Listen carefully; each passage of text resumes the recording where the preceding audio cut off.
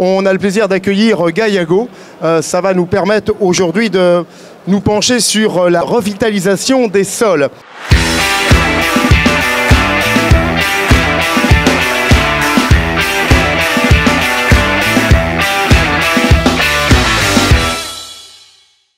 Alors, avec ces maîtres mots, on va pouvoir en discuter. On a autour de cette table beaucoup d'hommes, mais ça va nous faire plaisir.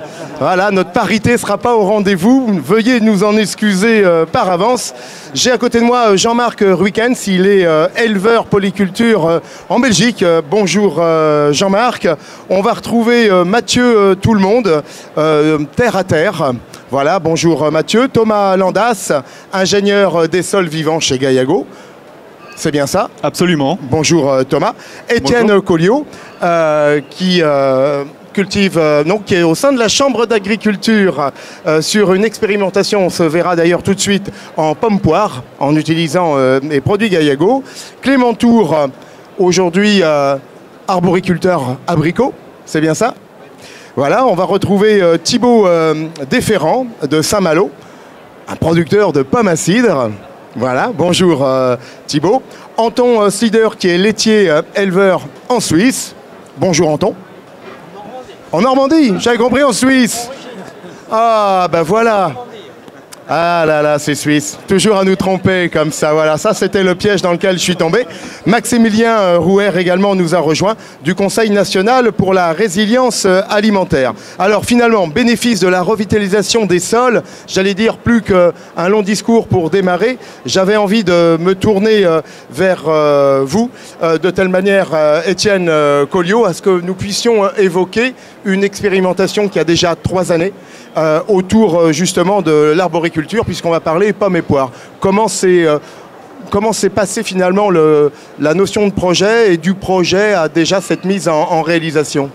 Donc la station La Pugère, c'est une station qui appartient aux agriculteurs. Le conseil d'administration est formé d'agriculteurs. C'est ce qu'on appelle le réseau des stations régionales, donc c'est l'interface entre la recherche fondamentale, l'INRA et les producteurs. Et les producteurs nous demandent d'expérimenter un certain nombre de produits qu'on peut tenter de leur vendre, et ils veulent avoir des références avant de pouvoir les utiliser. Sur la problématique des sols, vous l'avez évoqué, il y a une difficulté actuellement de nos sols qui sont très pauvres en matière organique, où on a un problème de revitalisation des sols, et Gaillago est une solution qui apparaît sur le marché avec des commerciaux qui arpentent les campagnes, et nos arboriculteurs nous demandent est-ce que j'y vais, est-ce que j'y vais pas. C'est quand même des produits qui sont relativement chers, qui peuvent être une alternative à la problématique de la vie de nos sols, mais est-ce que c'est quelque chose qui a été prouvé? Et ils nous demandent en tant qu'organisme indépendant de le tester. Et donc c'est pour ça qu'on s'est rapproché de Gaillago, et Gaillago nous a fait confiance pour nous confier des essais. On a mis en place des essais comparatifs avec différentes solutions de différentes structures commerciales, et on commence à tester des produits Gaillago qui sont des produits quand même sur le long terme. C'est pas un coup de baguette magique. Je me tourne vers l'acteur principal.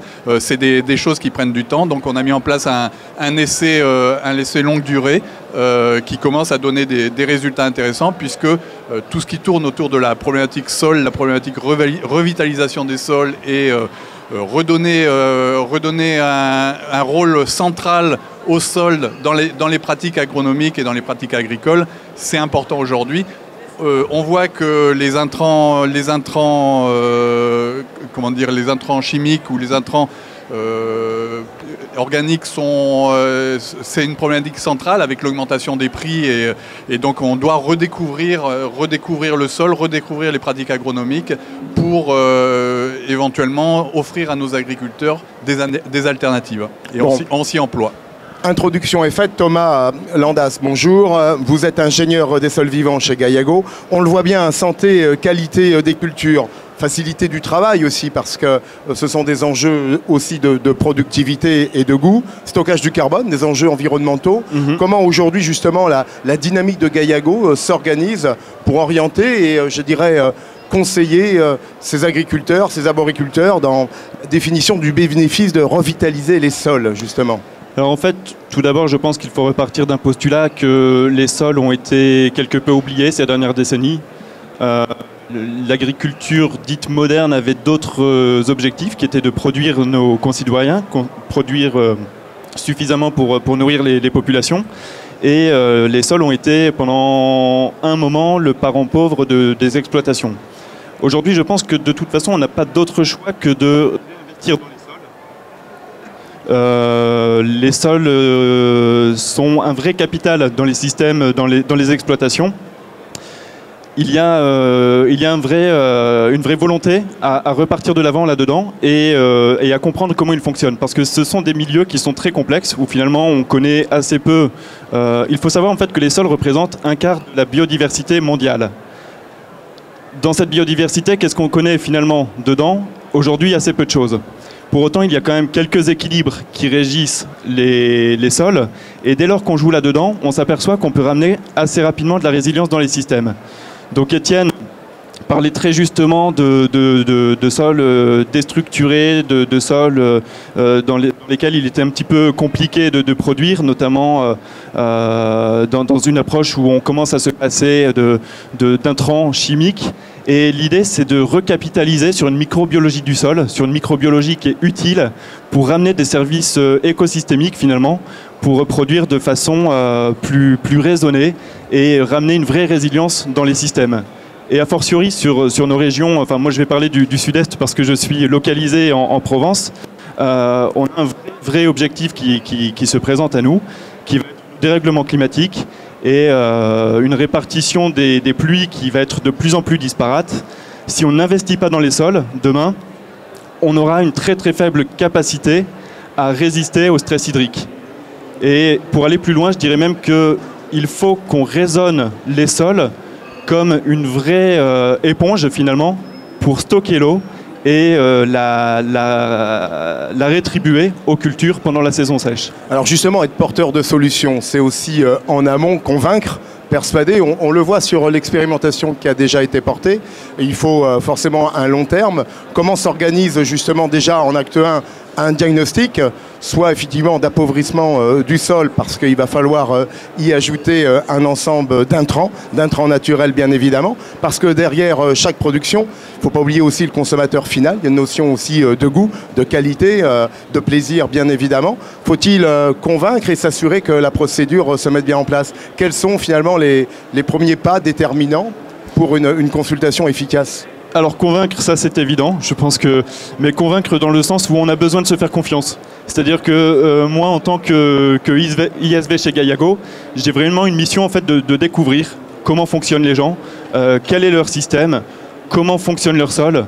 Et malheureusement, le constat est quand même assez général, où les sols sont relativement, quasi systématiquement plutôt déstructurés, compacts et avec des niveaux de matière organique qui sont très faibles. Donc on a ce constat, très bien, mais qu'est-ce qu'on met en place pour tendre vers du mieux? Et donc on parle de notion long terme, mais chez Gaillago, une solution que l'on a, qui est une solution de revitalisation des sols, permet d'avoir du visuel assez rapidement. Et par assez rapidement, j'entends une échelle de temps de l'ordre de 6 mois. C'est-à-dire que dès lors qu'on va stimuler la microbiologie efficace, qu'on a stimulé de manière sélective, eh bien, on va avoir un aspect de restructuration des sols qui vont mieux se comporter, qui seront beaucoup plus grumeleux, dans lesquels il y aura beaucoup plus de porosité et qui vont recommencer à créer de l'humus, à créer de la matière organique. Et ça, cet aspect visuel, on peut le voir assez rapidement. Et moi, justement, ça fait vraiment partie de mes fonctions, où après avoir initié des choses avec des producteurs, je retourne en parcelle avec ma paire de bottes et surtout ma bêche, qui est mon outil de travail par excellence. Et l'idée, c'est d'aller mettre les mains dans la terre, sentir les sols aussi, parce que c'est quelque chose que j'ai vraiment découvert chez Gaillago, c'est que les sols ont une odeur, et cette odeur, elle témoigne de beaucoup de choses. Et dès lors qu'on commence à sentir le champignon, généralement, on est dans une bonne voie. Donc l'idée, c'est aussi aller retourner en parcelle pour montrer, pour sentir, et ensemble, former aussi à ces sciences de compréhension des sols. Justement, Thomas, on va y aller au sein de ces terroirs. Je me retourne vers vous, Clément Tour, producteur d'abricots. Donc ça, c'est important. Alors pourquoi et comment, finalement, à un moment ou un autre, le sol est devenu une priorité? Qu'est-ce qui a été moteur et qui a enclenché, justement, ce regard et ces actions avec Gaillago? Très vite, quand j'étais en études, donc en BTS, j'ai quand même assez vite compris que la matière organique, ça allait être un peu le levier qu'on allait avoir entre les mains. Et le levier de quoi, comme l'a dit Thomas, c'est que nous, dans le quart sud-est, ce qui nous inquiète majoritairement, c'est le stockage de l'eau. Et en sachant que nous, on est dans une région qui est très isolée et qui ne bénéficie pas de structures collectives d'irrigation. Donc toutes les exploitations sont autonomes au niveau de l'eau. Et attention, l'autonomie, c'est dans la recherche de l'eau, c'est pas dans l'autonomie hydrique de l'exploitation. C'est-à-dire que chez nous, on a des agriculteurs qui n'irriguent même pas. Donc aujourd'hui, quand on donne cette info-là à un certain nombre de producteurs qui peuvent être en situation de plaine, etc., l'arboriculture qui n'irrigue pas, ça saute aux oreilles quand même. Hein. Donc aujourd'hui, la question des sols, elle est apportée sur l'exploitation majoritairement par ce point de vue de stockage de l'eau et d'éponge. Et après, derrière ça, il faut savoir que l'arboriculture conventionnelle, comme elle a été faite dans les dernières années, elle a eu quand même une forte dépendance aux produits phytosanitaires. Du coup, se pose quand même la question de pourquoi, en fait, on en arrive à traiter. Et la question du pourquoi on en arrive à traiter, c'est très certainement parce qu'on a mal fait les choses en amont. Le traitement, au bout du compte, c'est un peu une fatalité. Mais la question qu'il faut se poser, c'est pas d'enlever le traitement. Parce que c'est pas en enlevant les médicaments qu'on va enlever les malades. La question, c'est de soigner les malades. Donc comment on soigne les malades? Et c'est là que la question du sol arrive. C'est là que la question de la nutrition de l'arbre arrive. Et donc, essayer de reformer un ensemble de choses. Et moi, je dis souvent, c'est assez simpliste, mais il faut essayer de faire en sorte que nos arbres, ils ne mangent pas McDo, mais il faut qu'ils mangent gastro. J'allais dire un peu comme notre médecine chinoise, vaut mieux prévenir que guérir. C'est un peu ça l'idée. Donc l'idée, c'est de refaire un travail de fond. C'est ça qui est intéressant avec Gaillago, c'est que nous, Thomas, quand on s'est rencontrés, ça a été une adhésion. C'est-à-dire que Thomas, c'est pas quelqu'un qui vient dans votre cours et qui vous dit « Chez vous, il manque de ci, il manque de ça et il manque de ça ». C'est « Bon, Thomas, qu'est-ce que tu penses de ça ?» et tout. Puis on en a discuté. Puis en fait, la question, c'est la vision globale. C'est pas un produit, une solution. C'est « Ok, on a un sol, changeons la considération. Considérons-le comme une structure vivante qui est en capacité de générer de la fertilité. À partir de là, qu'est-ce qu'on doit faire? On doit protéger l'habitat, on doit le nourrir, on doit corriger potentiellement les choses qui vont plus ou moins bien pour essayer d'en tirer quelque chose d'attractif et de derrière productif pour nous, agriculteurs, en tirer aussi le fruit et notre revenu. Le démarrage a été à quel moment? Le démarrage, il a été il y a 5 ans par du bricolage. Alors après le bricolage, qu'est-ce qui s'est passé? Ma question en fait est courte. Quel bénéfice aujourd'hui? En fait, les bénéfices, ils sont ultra évolutifs parce qu'on en voit un peu plus tous les jours. C'est aussi une adaptation lente parce que changer la vision qu'on a de sa production et changer totalement. Changer la vision, c'est changer la manière de faire. Changer la manière de faire, c'est s'adapter. Et s'adapter, ça prend du temps. En sachant qu'on ne sait pas réellement où on va. Parce qu'on ne vise pas un objectif. On découvre. Et on est en cheminement, constamment en cheminement et en recherche. Donc aujourd'hui, je dirais que les bénéfices, ils sont que... Déjà, ça reconnecte au métier. Ça fait sens? Ça fait sens parce qu'on travaille avec la vie. Et on n'est plus en train de chasser la biodiversité, on est en train de la réintégrer et essayer de la booster un maximum pour en tirer le côté fonctionnel pour l'agriculture.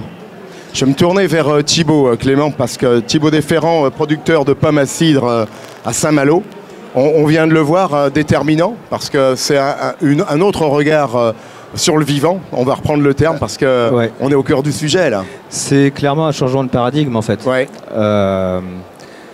Moi, j'avais eu la chance de rencontrer directement les cofondateurs de Gaiago.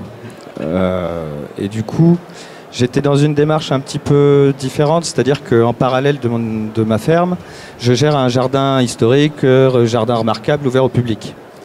Et à ce titre, on n'a pas le droit au phyto. Du coup, on voit notre métier d'arboriculteur un peu d'une manière un peu plus différente, mêlée avec le jardinage.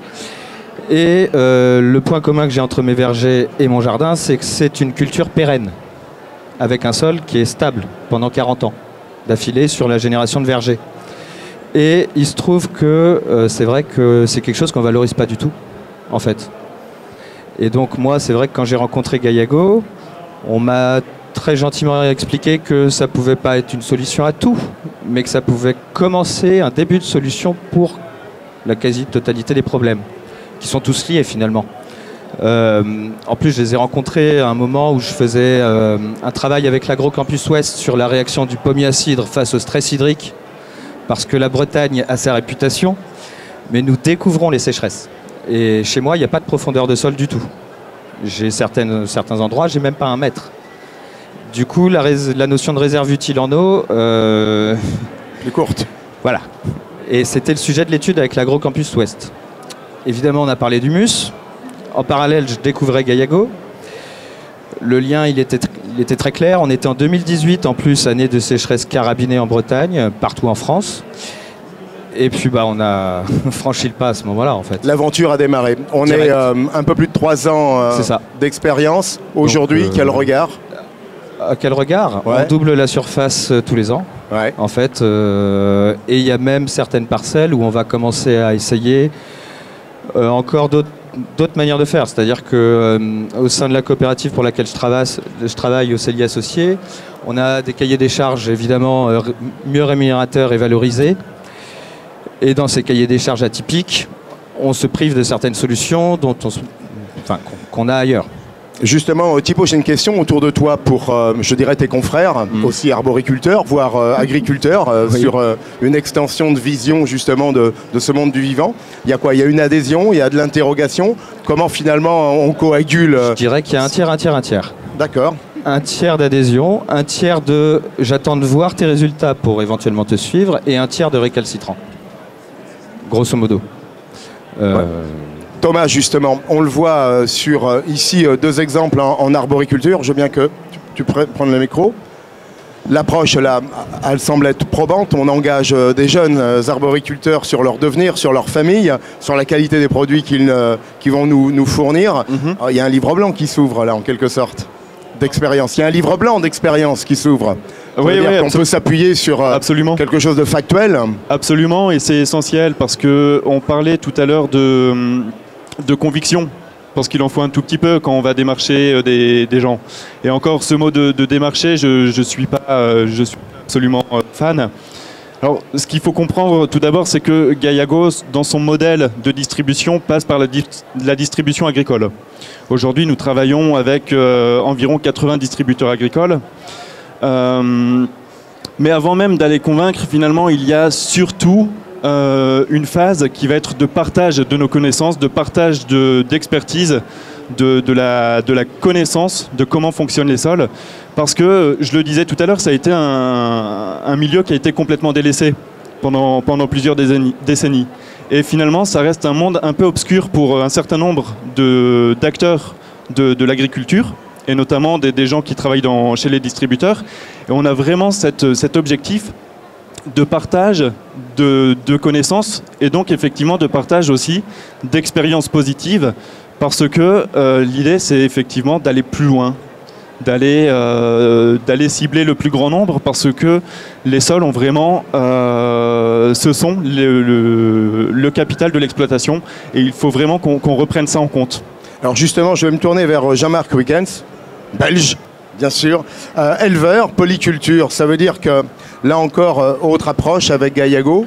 Jean-Marc, comment justement s'est passé les premiers pas, cette rencontre avec les produits, cette approche du vivant?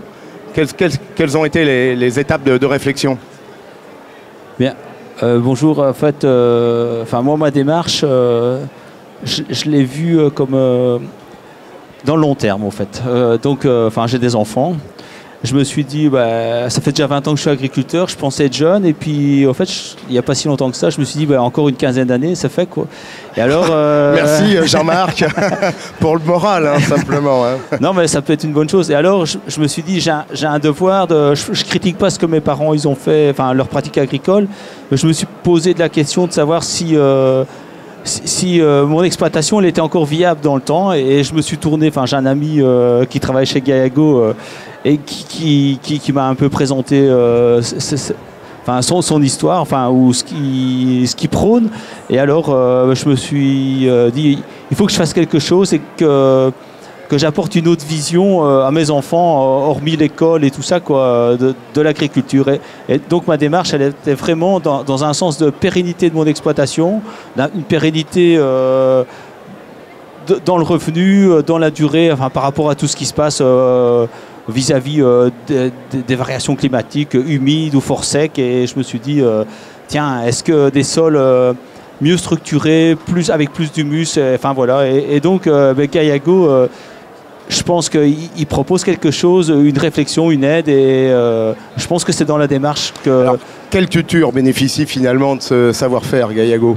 Moi, j'ai arrêté les betteraves parce que ça ne paye plus. Ce n'est pas une question de vie du sol. Je mets encore de la chicorée à inuline, des pommes de terre, du maïs, j'ai des vaches laitières. Ouais. Et donc, quand on écoute Francis, on dirait un sage, au fait, quand on l'entend. Et alors, je me dis, est-ce que si mes sols ils sont sains, ils sont en bonne santé, bien, avec plein d'équilibre, est-ce que tout ce qui se trouve au-dessus va se sentir en meilleure santé, donc mes vaches, mes cultures, et moi, à l'occasion, quand je mange de mes produits, quoi. Donc ma réflexion elle était là-dessus. Ouais. Mais hormis le produit Gayago, une démarche, et je pense que Gayago peut m'aider, peut m'aider parce que, comme Thibaut dit, on ne sait pas vers quoi on va, on découvre de jour en jour ou d'année en année ce qu'on fait, quoi. Alors est-ce qu'on est un peu village gaulois lorsqu'on est finalement convaincu par Gayago? Est-ce qu'autour de toi, d'autres agriculteurs ont été aussi convaincus de ta mise en expérience, ta mise en pratique? Je pense que c'est un boulot de longue haleine. La vie des sols, ça ne va pas revenir comme ça du jour au lendemain. Et j'espère qu'on va avoir une différence par rapport à mes voisins, quoi, parce que qui vont se questionner, de se dire tiens, Jean-Marc il fait telle ou telle pratique, est-ce que ça apporte quelque chose, est-ce qu'ils vont le voir, quoi. Moi je préférais qu'ils le découvrent demain, et de dire tiens, c'est encore vert, il y a encore quelque chose qui a poussé, il a récolté quelque chose, maintenant. Justement Thomas, on le voit avec Jean-Marc, la philosophie, l'éthique prédomine finalement dans un premier pas. Il y a une détermination personnelle, familiale, et ça c'est remarquable en soi, parce que ce sont de vrais enjeux. Est-ce que la notion économique, elle est abordée lorsque, au gap des premiers conseils, il faut aussi se projeter, il y a des familles derrière chaque agriculteur, donc il ne s'agit pas de jouer à l'apprenti, dirais l'apprenti pas sorcier du tout, l'apprenti Dieu, j'allais dire, parce que là on est sur quelque chose de vertueux, mais il faut aussi en fin de mois avoir forcément une rentabilité au regard des charges et du coût de la vie. Absolument, parce que les agriculteurs sont aussi des chefs d'entreprise. Mais en fait, je vais résumer ça.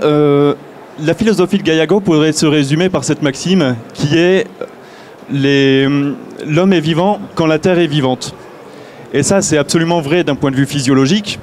Quand on se nourrit de fruits, de légumes qui sont issus de sols vivants, ce sont des fruits et légumes qui sont d'un point de vue nutritionnel plus intéressants pour notre santé, mais c'est absolument vrai également d'un point de vue économique. C'est-à-dire que des sols vivants vont limiter considérablement l'apparition de parasites, d'intensité de concurrence d'adventices, de problématiques de maladies fongiques, etc., etc.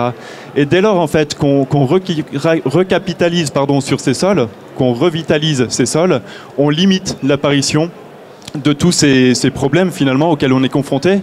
Et Clément parlait tout à l'heure de trousse à pharmacie. L'idée, c'est effectivement de garder ces intrants qui peuvent être parfois absolument nécessaires lorsqu'il faut combattre une maladie, lorsqu'elle est déclarée, mais c'est néanmoins de mettre le plus de résilience dans le système pour limiter l'apparition de ces maladies et quelque part de limiter l'utilisation de ces intrants qui sont coûteux pour les agriculteurs. On le voit bien, hein, l'élément fondamental, c'est bien la terre. Elle est là, le monde du vivant. Anton Sidler, Normand de Suisse, je me rattrape. Voilà. Éleveur, Merci. laitier, pareil. Une belle rencontre avec l'esprit, cette philosophie Gaillago. Oui, je pense, il faut que je me présente un peu d'abord. Je suis éleveur laitier, sol vivant, déjà Combien de 30 ans, vaches en tant une qu'éleveur? centaine de vaches, Oui. en famille, avec plusieurs. Et notre objectif, c'est déjà 30 ans, nourrir le sol, les animaux et l'homme. Et ça veut tout dire. Je pense, si tu poses la question au niveau Gaillago, les produits des oligos, des acides aminés, tout ça, si nous le mettons, ça fait un binôme avec un sol vivant. Et le sol vivant, c'est quoi? C'est ça qu'il faut dire aussi. Un sol vivant nous peut mettre toujours un produit en plus. Mais il ne faut pas oublier la base. Pour avoir un sol vivant, c'est d'abord nourrir le sol par du carbone. Laisser des résidus, il faut le couvrir, il faut toujours implanter quelque chose et surtout, plus sortir la charrue. Plus bouger le sol. Non, sinon, ça n'apporte rien, c'est du biberonnage. C'est comme une journée où vous faites un peu de vitamine C pour vous, pour avoir le Covid, 2 semaines plus tard, vous arrêtez aussitôt. Ça ne sert à rien. C'est ça. Et c'est pour ça aussi, j'ai écrit un livre l'année dernière avec un collègue sur toutes ces expériences pour un éleveur, pour la vache heureuse, l'éleveur qui nourrisse le sol et les animaux à haute productivité, avec toute sa ferme, avec un sol vivant. Et là, Gaillago, les produits, c'est vrai, ça fait une chose en plus. Mais je vous dis quand même quelque chose, c'est triste. Pour quelqu'un qui ne regarde pas pour le sol, qui laboure, il a meilleur effet encore avec les produits. Il a tellement vidé le sol, vous apportez une petite chose, il a tout de suite une réaction. Quelqu'un qui a un sol vivant, déjà bien parti, il amène quelque chose pour le tenir, je veux dire comme ça. Ou améliorer les petits éléments qu'il a investis déjà. Alors justement, on le voit, hein, de terre à territoire, il n'y a qu'un pas. J'allais dire, quand le territoire devient rareté, on peut s'imaginer cela, parce que je n'ai pas une physionomie sur l'ensemble de nos sols et sous-sols français, mais je me tourne vers vous, Mathieu Tout-le-Monde. Terre à terre, bonjour. Des actions engagées. On veut justement ensemble mieux comprendre rôle et action. On l'a vu ici au travers de ces 4 exemples. Il y a des gens qui, au-delà d'une philosophie, portent vraiment une quête, mais une quête pour un bien-être commun. Ça, c'est important. Exactement. Et on l'a vu autour de la table, on a eu des témoignages absolument fabuleux où finalement de mettre les sols au milieu de la démarche, ça a un vrai impact, un impact sur le long terme. Nous, on avait fait aussi sur la ferme familiale qui est en grande culture. On a vu du coup tout un panel de types d'exploitation. Nous, on est côté de Lille et on a décidé de passer en agriculture bio il y a 1 an et demi et on a mis notamment du Nutrigeo pour booster et accompagner la transition de notre sol. Et finalement, on a eu envie, avec Terre à Terre notamment et Gaillago, d'amplifier le mouvement, d'aller plus loin et finalement d'aller faire de fameux bouche à oreille au niveau des territoires. Et donc, en fait, on a commencé à travailler sur un programme autour des sols vivants, pour travailler notamment sur ce conseil au niveau local, mais aussi sur ce côté qui est très important, qui est la revalorisation de l'image de l'agriculteur, montrer qu'il y a finalement l'agriculteur un rôle à jouer hyper important dans la résilience climatique au niveau local, des services rendus au niveau du sol, de la biodiversité, de l'alimentation saine et durable. Et donc on a voulu le faire et le faire de manière collective. Et donc avec cette conviction qu'on peut finalement embarquer au niveau local différents acteurs du monde agricole, mais aussi des mondes de l'entreprise qui sont aussi intéressés par cette notion de transition agroécologique au niveau local. Thomas, justement, avant que je me retourne vers Maxime-Lucien Rouher, justement, cette terre de micro-organismes de vers de terre, on l'aime bien, nous, on la creuse tous à un moment ou à un autre. on a ce souvenir du bon sens paysan sur une terre riche. Au travers de ces exemples, de ces témoignages, on voit je dirais l'importance aujourd'hui j'allais pas dire de réinventer, mais de prendre, on l'évoquait, soit un nouveau paradigme, ou du moins, à défaut d'être disruptif dans un langage qui est des fois un peu contraint, d'engager au-delà de la philosophie des actions concrètes pour nourrir le sol, nourrir le vivant. Ah mais absolument, absolument. Nourrir le vivant, c'est essentiel parce que le vivant nous rend énormément de services. Alors il y a un vrai travail de compréhension, je le répète, parce qu'il y a toujours cette connaissance du fonctionnement des sols qui est vraiment capitale et qui est vraiment très important. Mais néanmoins, on sait que la microbiologie des sols, elle se résume entre deux populations qui sont des populations de bactéries et des populations de champignons qui ont des fonctionnements qui sont assez différents les uns des autres. Et les bactéries ont un rôle qui est plutôt un rôle de minéralisation, c'est-à-dire de déstockage en fait, rendre biodisponibles des minéraux, des nutriments pour les cultures. Donc là on est sur des notions de nutrition, de fertilisation des cultures, chose qu'on a faite et stimulée depuis de nombreuses années. Mais à un moment donné, la question se pose de qu'est-ce qu'on est encore en mesure de minéraliser, parce qu'on a tiré dans le stock, on a vidé le frigo, mais comment on fait aujourd'hui pour remplir ce frigo ? Et c'est là où finalement cette compréhension des mécanismes de la microbiologie du sol est essentielle.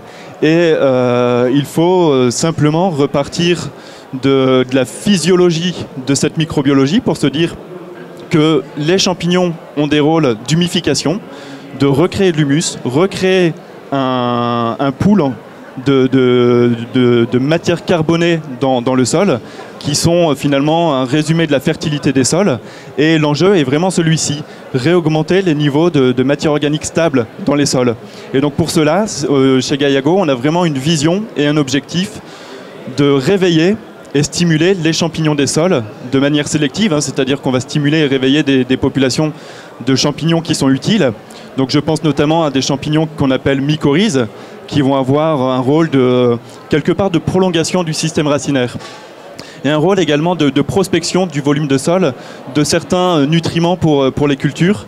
On pense évidemment au phosphore, on peut penser à certains oligo-éléments, mais également à l'eau. Et ça apparaît assez essentiel dans certains de nos systèmes de production aujourd'hui. Mais par ailleurs, il y a également des champignons qu'on appelle la humificateurs et qui sont la condition sine qua non aujourd'hui pour réaugmenter les taux de matière organique dans les sols. Si ces populations de champignons ne sont pas suffisantes dans les sols, le pari d'augmenter ces niveaux de matière organique, de réinjecter du carbone dans les sols, il est quelque part voué à l'échec. Donc chez Gaillago, notre ambition de revitalisation des sols passe vraiment par ce réveil et par cette stimulation des populations de champignons humificateurs dans les sols. Alors une question me brûle les lèvres parce que à vous entendre, je me dis vous êtes des techniciens du vivant. Moi j'ai envie de manger comme Jean-Marc, les pommes de terre.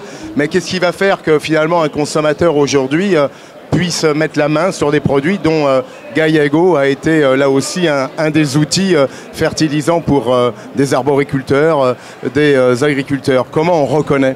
Il n'y a pas encore d'action? Je vais me tourner vers Maximilien pour ça, parce que le Conseil national de la résilience alimentaire m'intéresse. Mais je te laisse finir, Thomas. Ouais. Non, mais en tout cas, il y a des réflexions là-dessus et également d'un point de vue... alors même si aujourd'hui, il n'y a pas de vraie reconnaissance, néanmoins, il y a, je pense, une mouvance agriculture du vivant qui est vraiment en train d'émerger, en train de prendre de la place. Et c'est une chose qu'on essaie de soutenir au maximum parce qu'on parle de sol vivant, mais finalement, c'est l'agro-écosystème qu'on veut rendre vivant. Et c'est remettre en place un certain nombre d'actions, de services... écosystémique en fait et ça c'est essentiel, donc vraiment réimpulser une agriculture du vivant.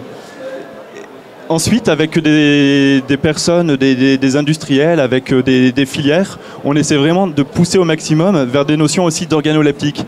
Parce que peut-être que la pomme de terre de Jean-Marc ou les abricots de Clément ou les pommes à cidre de Thibaut, eh bien d'un point de vue nutritionnel, organoleptiques seront plus intéressantes parce que issus de sols qui fonctionnent, de sols qui sont vivants. Ok, justement, Maximilien Rouher, j'aime bien parce que le Conseil national pour la résilience alimentaire, il y a deux mots qui me font plaisir, résilience et alimentaire, bien évidemment. Par contre, c'est enrichi du Conseil national, ça veut dire que on se préoccupe de nous. Alors, la bonne Mais qui nouvelle... Qui Qui Alors, et comment? Donc de plus en plus d'acteurs, voilà. Donc on a autour de la table des pionniers, on les remercie, on les félicite. La situation du Conseil national pour la résilience alimentaire, c'est une autosaisine citoyenne. Une centaine d'acteurs, des élus, des grands groupes, des solutions plus locales qui se réunissent pour passer à l'échelle une offre alimentaire plus résiliente. Alors plus résiliente, ça peut être un peu un gros mot, Thomas l'a utilisé tout à l'heure, mais je vais le redéfinir. La résilience, c'est l'aptitude d'un homme ou d'un territoire à surmonter les crises, à les dépasser et à les dépasser en étant un peu plus fort après qu'avant. Voilà. Donc c'est un psy qui l'a inventé, qui s'appelle Cyrulnik, qui lui-même, Boris Cyrulnik, était lui-même quelque part, qui s'est vécu toute sa vie comme un survivant de la Shoah et qui a analysé, en analysant cette situation, s'est rendu compte que certains étaient morts ou s'écroulaient et d'autres, au contraire, après un événement traumatique majeur, arrivaient à rebondir et rebondir plus fort.